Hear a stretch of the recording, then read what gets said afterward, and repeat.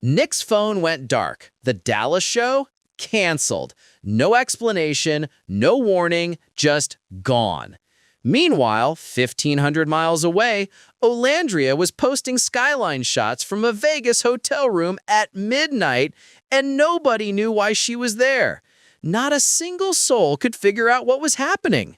One half of the internet's favorite couple vanished into radio silence, while the other half dropped cryptic photos like breadcrumbs leading nowhere.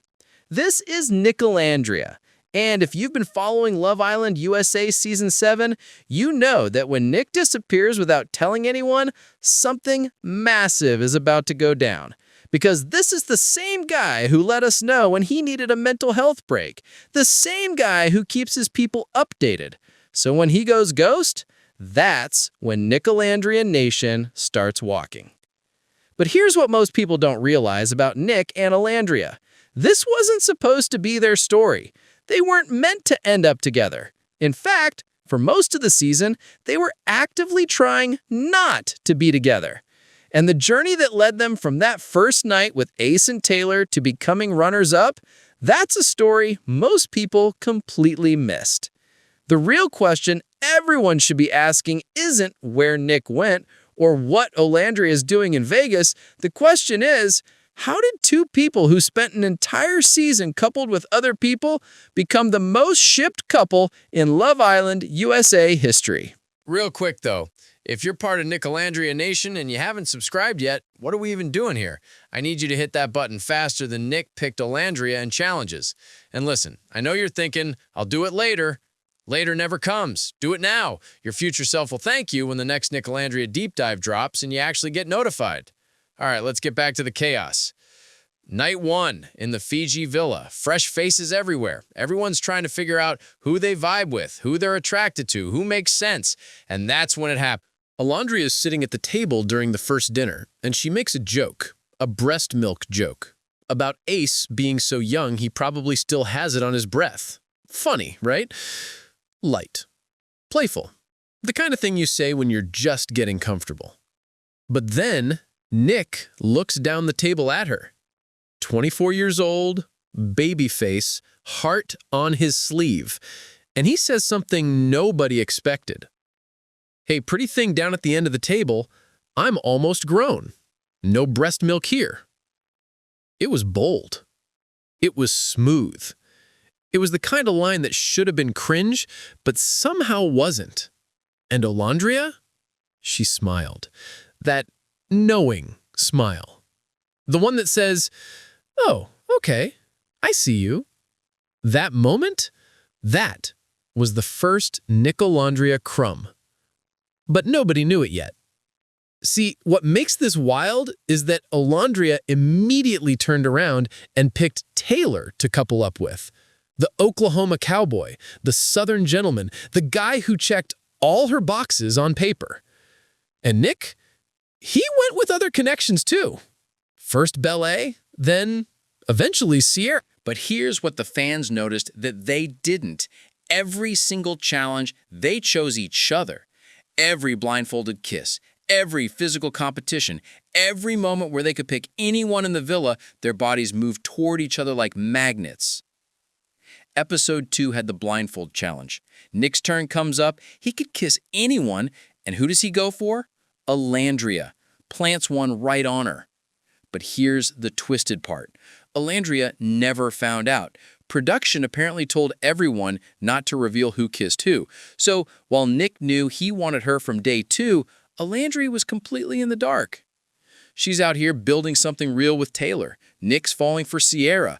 But in every group challenge, in every game, in every moment where the villa got to see them interact, the chemistry was undeniable. The edits showed it, the fans saw it, even the other Islanders picked up on it.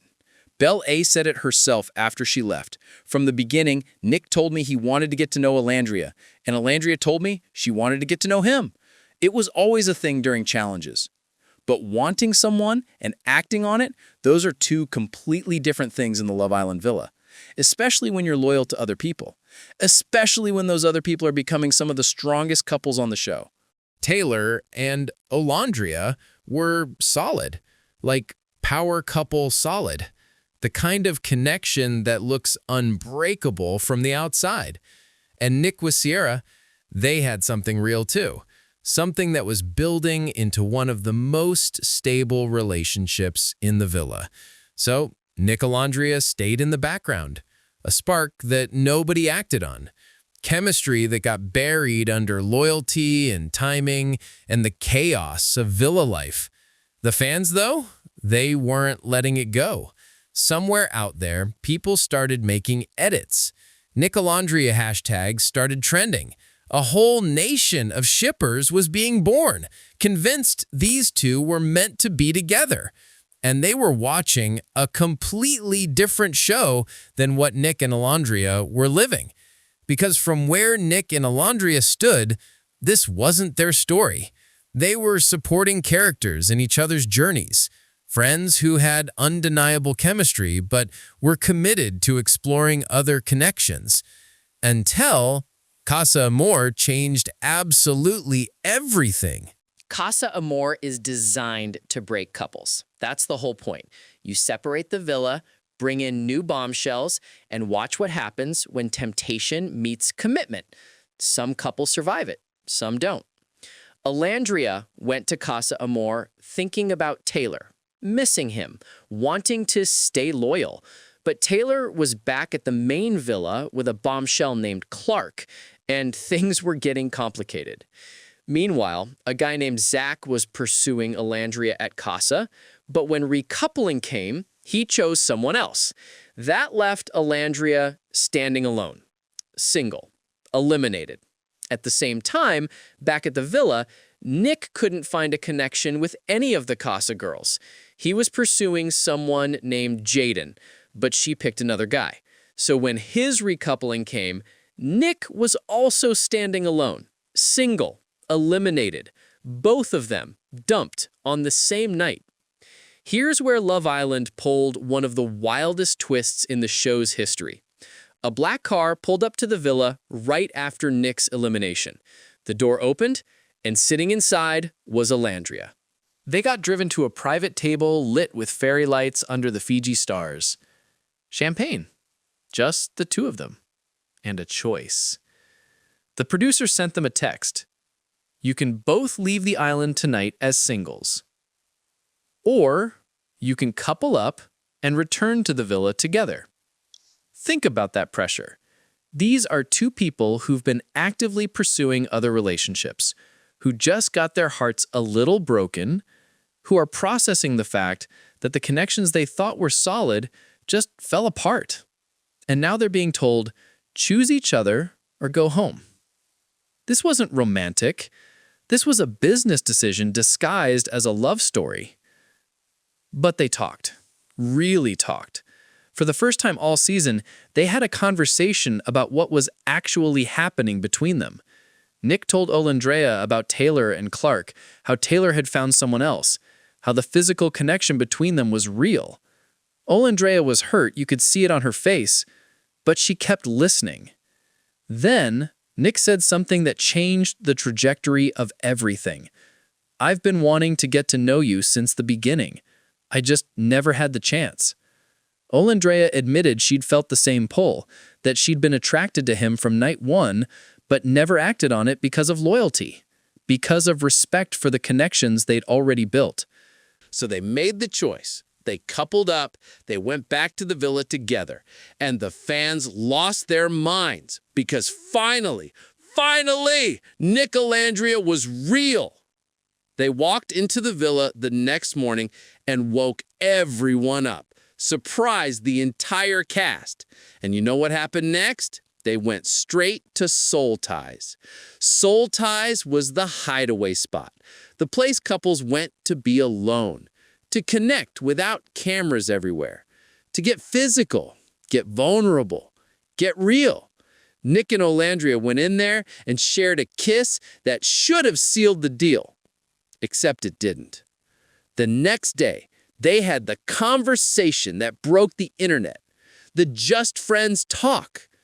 Olandria looked at Nick and said they needed to respect the connections they came from, that she couldn't do this to Sierra, that this wasn't the right move. And Nick agreed. Or at least, he didn't push back. People thought it was over, that Nicolandria was dead before it even started. But what most people didn't understand was what Olandria was actually doing in that moment. She wasn't rejecting Nick. She was protecting everyone involved. See, Olandria and Sierra had become genuine friends in the villa, close friends. And even though Sierra was at Casa Amor getting to know someone new, Olandria couldn't shake the feeling that pursuing Nick would be a betrayal. Not just to Sierra, but to herself. Because Olandria doesn't move like that. She's not the girl who jumps ship the second something new comes along. She's loyal. She's thoughtful. She moves with intention. And in that moment, her intention was to do right by everyone, even if it meant denying what she felt. Nick, for his part, seemed to understand. He didn't fight it. He didn't pressure her. He just accepted it. Maybe part of him felt the same loyalty to Sierra. Maybe he wasn't ready to fully commit to what Nicolandria could mean. Or maybe he was just respecting Olandria's boundary. Either way, the fans were devastated. All that buildup, all those challenges and moments and chemistry, and it ended with, "We're just friends." But anyone paying attention knew this wasn't actually the end. Because in the villa, things change fast. Connections shift. And sometimes the story you think is over is really just getting started. Taylor came back from Casa with Clark. Sierra came back from Casa with someone new. And suddenly, Nick and Olandria's just friends pact was about to be tested in ways neither of them expected. By the way, if you're sitting here thinking this is getting good, just wait. We're only halfway through. But real talk, if you're enjoying this deep dive into Nicolandria's journey, you gotta subscribe. I'm telling these stories nobody else is touching. The real behind-the-scenes moments. The stuff that doesn't make the highlight reels. And if you don't hit that subscribe button, you're gonna miss the next one. Don't be that person. All right, back to the chaos. Everything seemed settled for a minute. Nick was back with Sierra. They were rebuilding, getting stronger. In fact, they were becoming one of the most solid couples in the villa. The only couple that was closed off. Love Island speak for exclusive. Nick even asked Sierra to make things official during a private picnic date. Feelings were confessed, promises were made. It looked like Nick had found his person. And then episode 30 happened. Production gathered all the Islanders together. The mood shifted immediately. Everyone could feel something was wrong, and then they were told. Sierra had violated villa policies and had to leave immediately. No details, no explanation, just that she broke the rules and was gone. The Islanders were confused. Nobody knew what happened. Some of them were crying. Sierra's friends in the villa, Chelly, Huda, Amaya, were devastated, but nobody was more shaken than Nick.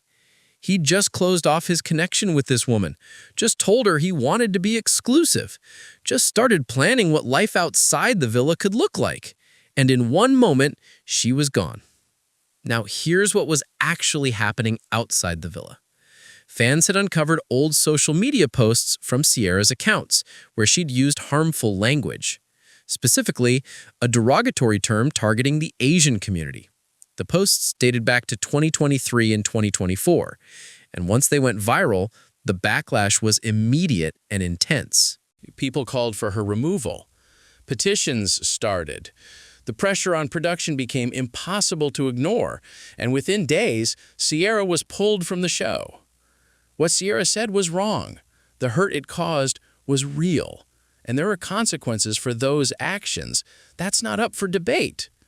But what's also true is that Nick and Olandria had no idea any of this was happening. They were locked in the villa with no phones, no social media, no connection to the outside world. All Nick knew was that the woman he'd just committed to was suddenly gone. And he was vulnerable, confused, heartbroken. Olandria saw him struggling, and she did what she always does. She showed up. She sat with him, talked to him, gave him space to process what just happened. And in that conversation, something shifted. They talked about Casa Amor, about soul ties, about the spark they'd tried to ignore. Nick admitted he'd been attracted to Olandria from the beginning, that the blindfold kiss wasn't random, that every challenge where he picked her wasn't just strategy. And Olandria, for the first time, didn't have a reason to hold back. Sierra was gone. Taylor had moved on with Clark. The loyalty that kept them apart didn't exist anymore. But here's what made this different from every other Love Island recoupling. They didn't rush it. They didn't jump into bed. They didn't perform for the cameras. They just talked. Really, genuinely talked about whether this was something they wanted to explore. Because by this point, the outside world was going absolutely insane. Nicolandria Nation had been manifesting this moment for weeks. Edits were flooding TikTok. Fan accounts were multiplying. People were convinced this was destiny. But Nick and Olandria didn't know that. They were just two people trying to figure out if the connection they'd felt from night one was real or just chemistry that looked good in challenges. They decided to give it a shot, to couple up again, for real this time, and see what happened. Recoupling came. Olandria stood up, and she said the words that made the fans lose their collective minds. The boy I want to couple up with is Nick. Not because she had to, not because he was her only option, but because after everything, after Casa Amor, after soul ties, after months of dancing around each other, she was finally ready to see where this could go. And Nick, when his turn came, he picked her right back. Just like that, Nicolandria was official, for real this time, with only days left until the finale. They had less than a week. Most Love Island couples get the entire season to build their connection, to go on dates, have deep conversations, meet each other's families, plan for the outside world. Nick and Olandria got 6 days. 6 days to prove to America that what they had was real. 6 days to build something that could compete with couples who'd been together since day one. 6 days to show that sometimes the best love stories are the ones that take the scenic route. And somehow, they made it work. The villa saw a different side of both of them. Nick became more open, more vulnerable. He wasn't performing for anyone. He was just present, fully locked in on Olandria in a way he hadn't been with anyone else all season. Olandria softened in a way she hadn't before. She let herself be taken care of. Let someone else take the lead for once. They went on their final date, a deserted beach where they picked up messages and bottles from loved ones. Their families sent letters of support. Friends sent encouragement. And Nick and Olandria read them to each other with tears in their eyes because they were finally allowing themselves to believe this could work. The finale speeches crushed everyone watching. Nick reminded Olandria that he was her secret admirer all along, that he'd been picking her since the blindfold kiss, that every moment led to this. Olandria talked about unexpected connections and hoping what they had would last for eternity. Then the votes came in, and they placed second. Amaya and Brian won, and honestly, good for them. They had a beautiful journey. They deserved it. But here's the thing about Nicolandria. They didn't need to win to become the most talked about couple of the season, because when they left that villa, they had something more valuable than a prize. They had a fan base that was ride or die invested in their story. A fan base that didn't just ship them for fun, but genuinely believed in what they were building. Nicolandria Nation was born from people who saw something real before the couple themselves did, who watched every challenge, every glance, every moment of chemistry and said, that's it, that's the one, who manifested this relationship into existence through sheer force of will and TikTok edits. The reunion came a month later. Fans were expecting a label, an announcement, a boyfriend-girlfriend declaration. And instead, Nick said something that surprised everyone. There's been a lot of pressure up to this moment. I know people are expecting us to have a label by now, but we've always been believers in taking our time. Olandria backed him up. We're continuing to explore our connection. We're going on trips together. We have future dates planned. We're just enjoying each other's company. Some fans were disappointed. They wanted the fairy tale ending, the immediate commitment, the Instagram official posts. But what Nick and Olandria understood, and what made them different, was that real relationships don't run on fan timelines. They'd already rushed once, in the villa, when they coupled up with 6 days left and tried to build something under the pressure of cameras and competitions and public votes, and it worked, but barely. They made it out, but just barely. So in the real world, they were doing it differently. No pressure, no performance, just two people figuring out if what they felt in Fiji translates to real life. And from everything we've seen, it does. Nick's family loves her. They were screaming when Nicolandria coupled up. His mom literally jumped for joy. His sister posted videos of their reactions. They named Olandria as their pick from the beginning. Olandria's mom met Nick and immediately approved. She said she'd never met anyone Olandria dated before, and the fact that she brought Nick around meant everything. They've been spotted on group dates with other Love Island couples. They've posted cryptic photos that send the fan base into detective mode. They show up in each other's cities unannounced. And most importantly, they seem genuinely happy. Not performing for the cameras happy, not trying to prove something happy, just happy. Which brings us back to Vegas, and Nick's disappearance, and the crumbs that keep Nicolandria Nation walking. Here's what makes Olandria different from almost any other reality TV star. She understands her audience. She knows exactly what Nicolandria Nation wants, and she gives it to us in the most perfectly frustrating way possible. She'll post a skyline photo from a Vegas hotel room at midnight. No explanation, just vibes. And immediately, everyone's trying to figure out what she's doing there.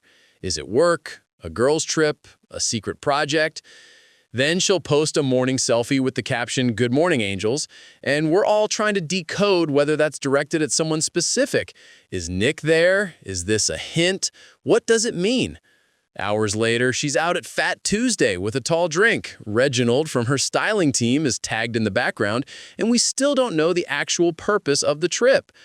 But she's given us just enough to stay invested, just enough to keep talking, just enough to keep walking. That's the art of the crumb, and Olandria has mastered it. Meanwhile, Nick pulls the opposite move. He'll post consistently for weeks, keeping everyone updated on his life, his nursing shifts, his family time, and then suddenly, radio silence. A scheduled appearance gets canceled, his social media goes dark, and everyone immediately assumes he's with Olandria.